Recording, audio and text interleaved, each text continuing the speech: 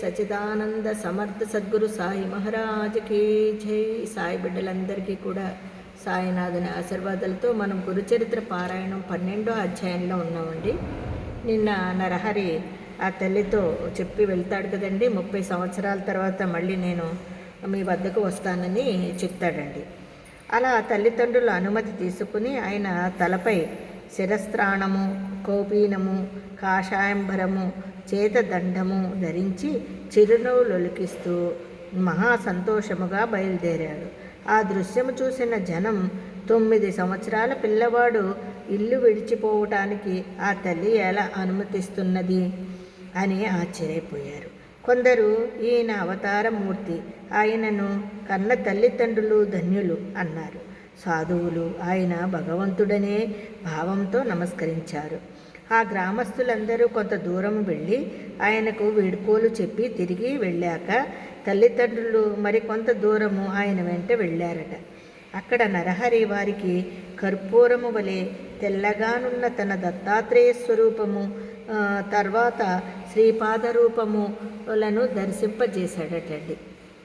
అది తమ శని ప్రదోష పూజా ఫలితమేనని తలచి ఆ తల్లిదండ్రులు, మా జన్మలు ధన్యము అయ్యాయి, మీరు దయతో మాకు మళ్ళీ దర్శనమివ్వాలి అని వేడుకోగా ఆయన తప్పక మళ్ళీ దర్శనమిస్తాను అని మాట ఇచ్చి వాళ్లను వెనుకకు పంపాడట.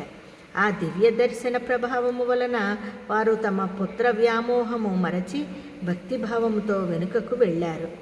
నరహరి బదరీనాథ్ దిక్కుగా బయలుదేరి దారిలో ఆనందకాననము అనబడే వారణాసి పట్టణము చేరారట.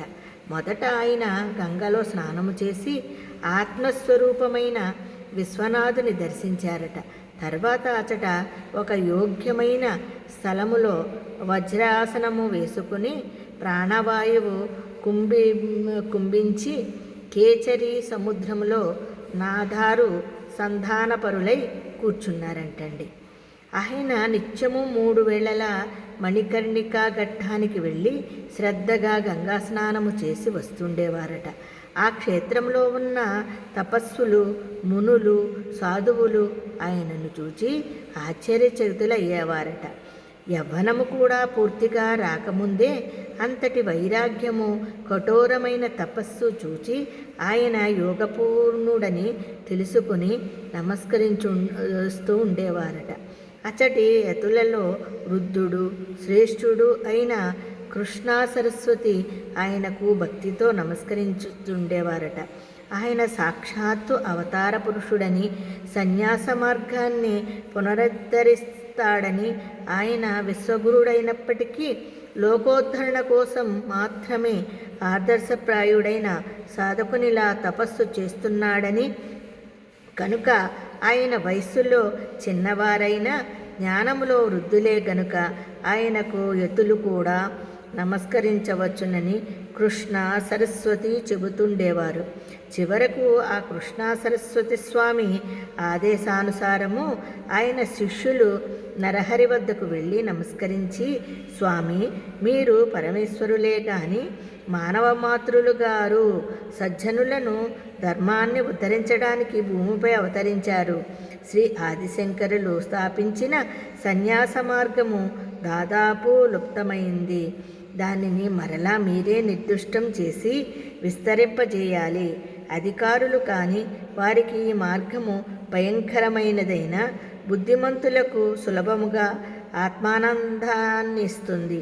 ఈ సన్యాస మార్గాన్ని మీరే పునరుద్ధరించాలి. సన్యాసులమైన మేము ఇప్పుడు మిమ్మల్ని సేవిస్తే లోకనింద ఏర్పడుతుంది. కనుక మీరు కూడా సన్యసిస్తే మేము కూడా మీ సేవ చేసుకోవచ్చు అని ప్రార్థించారటండి. మరి చూసారు కదా, 12వ అధ్యాయంలో ఉన్నాము.